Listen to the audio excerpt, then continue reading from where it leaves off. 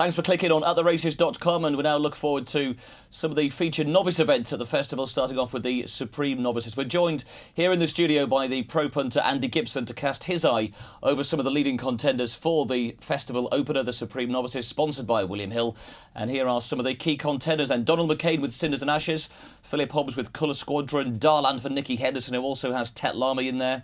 The Irish trainers well represented, Dermot Wells, Willie Mullins, also Jesse Harrington and Charles Burns with Galileo's Choice, Midnight Game, Steps to Freedom and TRIFOLIUM. On the prices then, here we are with Darlan at the top of the market. Ladbrokes here offering 5-1 for Darlan. Galileo's Choice at 6-1. 7-1 Steps to Freedom has got course-winning form, Cinders and Ashes, 8-1, 10-1 for MONTBAZON. It's 12-1 and bigger the remainder. So now let's have a look at some of the key contenders. And first off, let's have a look at the favourite for the Supreme Novices in winning action at Taunton. They come up towards the last, are presenting aces in 5th position. Here's the final flight, Darlan. Not a lot in it with Jump City, but Geraghty has yet to really move, and it is Darlan looking to make it 4 from 4. This is very cheeky indeed for Barry Geraghty in the colours of JP McManus, trained by Nicky Henderson. Darlan is going to win, unextended, by about half a length. Very cheeky. So there is Darlan just winning a shade cosily, just beat a horse called Jump City. They came a long way clear of the field, but I don't know what you make of Darlan, Andy, but for me it's just not really shown on the track what his reputation suggests it should be showing. No, he's obviously, I think we talked about it earlier, and he's obviously showing more at home, isn't he? We're guessing. I mean, people are completely assuming that because he fell 2 out and he was going well at Newbury that he would have won the race, therefore he would be a 150 rated horse or something. He may have won, but he may have come 5th.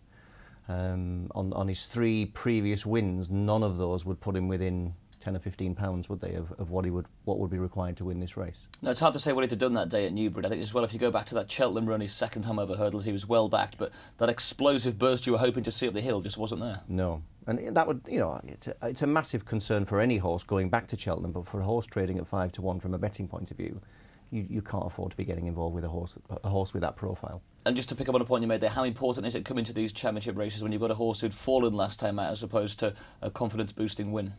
Well, you know, the stats, I mean, the Paul Jones stats book would say that, you know, you want a 1 by your name coming into it. And I'm sure Paul would be the first to agree that you don't want stats for stats' sake, just for stats' sake, I beg your pardon. But there's a reason for this stat. You know, you don't want a horse falling, especially coming into the Supreme, where they go faster than any other race. You'd be concerned about him, wouldn't you?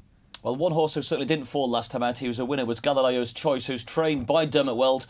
And let's hear the thoughts of his trainer. Never wanted too firm. You know, he's been reasonably effective on soft ground as well. And inexperience would be the problem there with him. You know, he's a flat horse converted to jumping. And the rest of his year will be totally, I would say, devoted to racing on the flat. And it's just inexperience will be a problem, especially around Cheltenham. You say that, Dermot, but you don't send inexperienced horses to the races. They are very well schooled, although you're obviously predominantly a flat trainer and brilliant at that. You know, your horses jump well. They know their job. They're taught to jump off their hocks. They know their job. I appreciate that. He's won, 2 from 3 starts. But that said, Cheltenham is Cheltenham. And just remains to be seen just whether he has the experience necessary to do it. So that's Dermot Weld talking about Galileo's Choice. So we can see here winning at Fairyhouse. This was only a 4 in a contest. We have to be pleased enough, Andy. He was the 2-9 favourite, but he certainly jumps very well. Yeah, and you'd have expected him to win that race in that way. But prior to that, he was beaten by Sailor Sue. Sailor Sue was quite impressive before that, and then Sailor Sue got beat by Cash and Go. It was kind of a bit of a merry-go-round going on here, isn't there? Horses are beating horses, then being beaten by horses that on form they perhaps shouldn't be. So Galileo's Choice, another one with a chance. I suspect his price in the market is a little bit more to do with his flat form than his form over hurdles at the moment. Obviously a very good flat. I think he was a Group 3 winner, wasn't he? And he had form in there with Fame and Glory. And you can understand why he would be have the sexy profile for a horse that's going to be backed at this meeting. And here's the race with Sailor Sue now. I think maybe a crucial point to make with this race is it was much better ground last time out for Dermot Weld's Galileo's Choice, but here the ground was heavy. It may not have suited the second horse as much as the winner, Sailor Sue. Sure. And, you know, and that may be so, but, you know, he's also inexperienced. He's come again, the Supreme. They'll go hell for leather in the Supreme. You know, if he jumps round, he's a horse that you would think would be thereabouts, but would you want to be backing any horse in this race at a single figure price? I don't think so. Well, this is the Royal Bond we're seeing. Sulasu as the winner. He's been beaten since. Galileo's Choice in second place. Midnight Game was back in fourth place. Another one trained by Willie Mullins. So just have a look at, of those three, we've had Sulasu, also Galileo's Choice, and Midnight Game. Midnight Game, inexperienced, but obviously held in very high regard by his trainer. Yeah, and he's borderline single-figure price. He's come here against Dylan Ross, who's got a bit of seconditis about him. I think Dylan Ross went to the front too soon here as well, which probably emphasised how well the Midnight Game won the race, I think. But for me, again, Midnight Game, 10 to 1. He's come out, he's franked the form with Sailor Sue, but why would he reverse that form? There's ifs and buts, and he's 10 to 1. You wouldn't be going for a 10 to 1 shot in this race, I don't think. No, the form is very, very tight in, as you suggest, but I think interesting that Willie Mullins all the way through the season has been really pushing this horse, and a bit like Darlan, I guess, must be showing a lot at home to have the reputation he does from his trainer. Sure, but I think the same with Sailor Sue. The vibes about Sailor Sue have been very strong, and they were absolutely devastated when this horse got beaten earlier in the season, weren't they? So, Midnight Game probably turn out to be their number one, but even at this stage, it could easily change. I mean, the Willie Mullins yard do tend to make late changes to horses' targets, don't they? So they do indeed. They never seem to know where they're going to be. Well, another Irish horse who's got course-winning form at Cheltenham is Steps to Freedom, who's trained by Jesse Harrington. Has had a bit of a break recently, but is 3 from 3 over hurdles and looked very progressive through last autumn. Yeah, Steps to Freedom, and obviously he won here, but it's the form at Cheltenham that people will be looking at most. He beat Prospect Wells and Eric at Cheltenham. He just got up on the line to beat Prospect Wells. Prospect Wells, at the moment, from the betting, looks like he's probably going to go for the handicap. That means they think he's not good enough for this race. Eric hasn't done anything for the form whatsoever. I don't think you're going to have any problem with Steps to Freedom travelling well, and as a trading bet, perhaps getting involved with him. But will he get up the hill better than everything else? I'm not sure. I think he'll certainly appreciate the good ground as well, but it'd have to be a concern for me, Andy, that we've not seen this horse now since November. He was due to have his prep run at Dundalk. That hasn't happened. Yeah. He has not appeared at the Leopardstown Gallops over the weekend either, so the fact he's not been seen in the calendar year is often, as we talked about the stats before, always a big negative. Yeah, and the huge positive with him, you'd have to say, is that the Jessica Harrington horses have just suddenly come into form.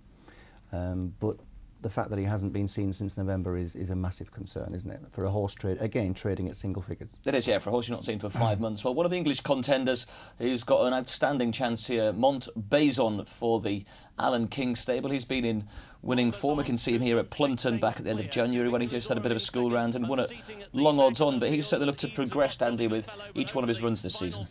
He has, and it was interesting. Chock Thornton mentioned how you have to really ask this horse, and he certainly didn't look like the obvious winner as they turned for home at Newbury last time, did he?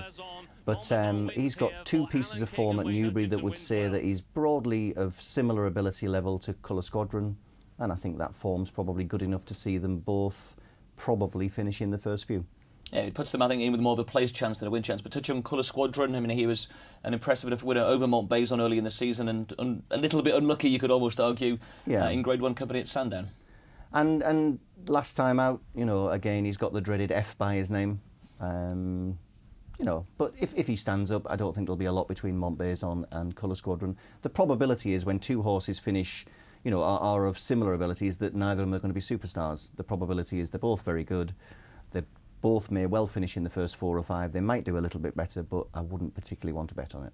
OK, I think maybe the interesting fact between those two as well, when they first clashed, MONTBAZON maybe better suited by quicker ground, Colour Squadron maybe wants it a little bit softer, and you say he's got the F against his name. I think for me that would just put MONTBAZON slightly ahead of Colour Squadron. Yeah, and Colour Squadron hangs, or he has hung badly, and he's got plenty of room to hang in the Supreme. Be interesting to see what happens from him from going to the last and from the last. OK, so that's Colour Squadron and MONTBAZON, 2 of the English contenders. And another one of the Irish contenders, trained by Charles Burns, is TRIFOLIUM, who was a winner at Punchestown, took the Moscow Flyer Novice Hurdle in really good style. Won 3 of his 7 starts. He's been second to So Young as well, and he looks to be a horse, Andy, who's got plenty of speed. He does, and another one that's won a couple and lost a couple. He's, on this form, you would put him right up there with the others. I don't think there's any particular reason why he should be trading twice the price of Galileo's Choice. I think he's in there in the mix with those horses in 12s, 14s. if I was having a bet, I'd rather be having a bet on him than anything at single figures, that's for sure. And his trainer's always one to take notice of, isn't he? He's a very shrewd operator. Sure, yeah. So there we go. There's the prices. Darlan 5-1, Galileo's Choice at 6s, Steps to Freedom at 7s, 8-1 Sinners and Ashes, 10-1 for MONTBAZON, 12-1 bar those. You were just discussing before, you didn't want to be taking anything at a very short price here. So if you're going to be having a bet in the Supreme at this stage, where would the money be going? From a trading point of view, I'd probably be involved with Dylan Ross, who's got that seconditis, but he's got two things massively in his favour for a trading bet. He travels really, really well, and he's soft in a finish. Two fantastic things for, I'm sure, a lot of in-running players will be looking to him. If I had a choice, I would probably go for an outsider like Cash and Go, who is another one that's won a couple, been beaten, was beaten by beat Sailor Sue and was beaten last time out in the Deloitte Hurdle. He was 33-1. I'd probably rather have a small pop at a couple of big prices. What about you? I think a really tough race. One we didn't touch on was Sinners and Ashes, who's been given a very quiet preparation, small fields, heavy ground, supposedly got to improve for the quicker surface. Donovan Kane seems really sweet on his chances, and he's taken a very similar route to Cheltenham as he did with Pedlar's Cross a couple of seasons ago for the Neptune. So yeah. I think 8-1 each way to make the frame would be my choice. Yeah, and I think that he would be. I think he would be slightly my best choice of the single priced horses. I mean, more on his Ascot form on the good ground. That was a really good clue that he lacked on the good ground. Obviously, he was hampered that day. People will say, well, he would have won definitely, and he may have done, he may not have done, you know. Yeah. But he would have strong claims, I think. OK, so there we go. Cash and Go and Sinners and Ashes are two selections for the William Hill Supreme Novices Hurdle.